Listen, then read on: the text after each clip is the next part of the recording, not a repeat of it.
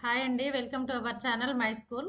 Previous వీడియోలో మనం Whittaker వర్గీకరణను చూసాం. విట్టేకర్ వర్గీకరణలో మొనీరా, ప్రొటిస్టా, శిలీంధ్రాల వరకు అయిపోయింది. ఈ వీడియోలో వృక్షరాజ్యం యొక్క వర్గీకరణ చూద్దాం.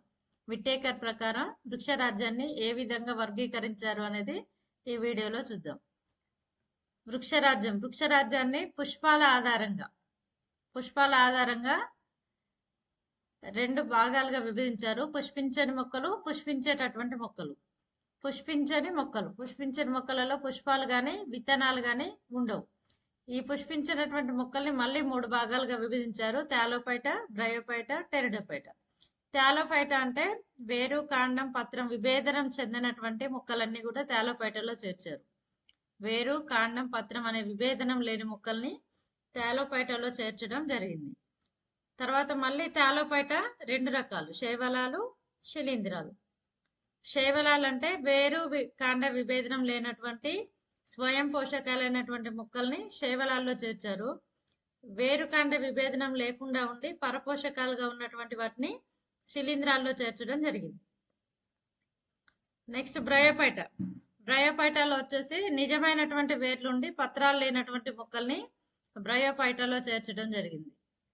నెక్స్ట్ వన్ టెరిడోఫైటాలో నిజమైనటువంటి వేర్లు, పత్రాలు ఉంటాయి, కాకపోతే పుష్పాలు ఉండవు, ఫ్లవర్స్ లేవు. కాబట్టి ఈ టెరిడోఫైటాను కూడా తీసుకొచ్చి పుష్పించని మొక్కల్లో చేర్చడం జరిగింది.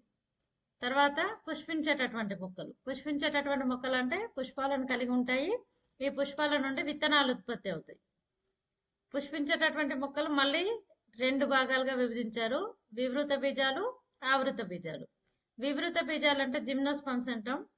వీటిలో ఏమవుతుందంటే విత్తనాలు బయటికి కనిపిస్తాయి, ఫలాలు ఉండవు. ఇక్కడ విత్తనాలు అనేవి బయటికి కనిపిస్తాయి. ఉదాహరణకి సైకస్, పైనస్ లాంటి మొక్కలు వివృత బీజాలకు చెందినటువంటి మొక్కలు. తర్వాత ఆవృత బీజాలు అంటే విత్తనాలు అనేవి ఫలాల లోపల ఉంటాయి.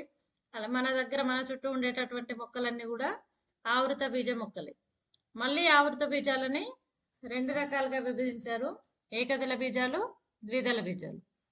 ఏకదళ బీజాలు అంటే ఒకే బీజదళం కలిగినటువంటి మొక్కల్ని ఏకదళ బీజాలు అంటాం. ఉదాహరణకి వరి గాని, గోధుమ, మొక్కజొన్న ఇవన్నీ కూడా ఏకదళ బీజాలు. ద్విదళ బీజాలు అంటే 2 బీజదళాలు కలిగి ఉన్నటువంటి మొక్కలన్నీ కూడా ద్విదళ బీజాల్లో చేర్చడం జరిగింది. ఇది వృక్షరాజ్యం యొక్క వర్గీకరణ. దీన్ని నాకు ల్యాప్టాప్లో చేయడం రాలేదు వీడియో, అందుకే డైరెక్ట్గా టెక్స్ట్ బుక్లో ఉన్నటువంటి పేజీని వీడియో చేయడం జరిగింది. మీకు ఎవరికైనా మన వీడియోలు కనుక ఉపయోగపడుతున్నాయి అనుకున్నట్టయితే వీడియోకి అయితే లైక్ చేయండి, షేర్ చేయండి. ఇలాంటి మరిన్ని వీడియోల కోసం మన ఛానల్ అయితే సబ్స్క్రైబ్ చేసుకోండి. Thank you for watching.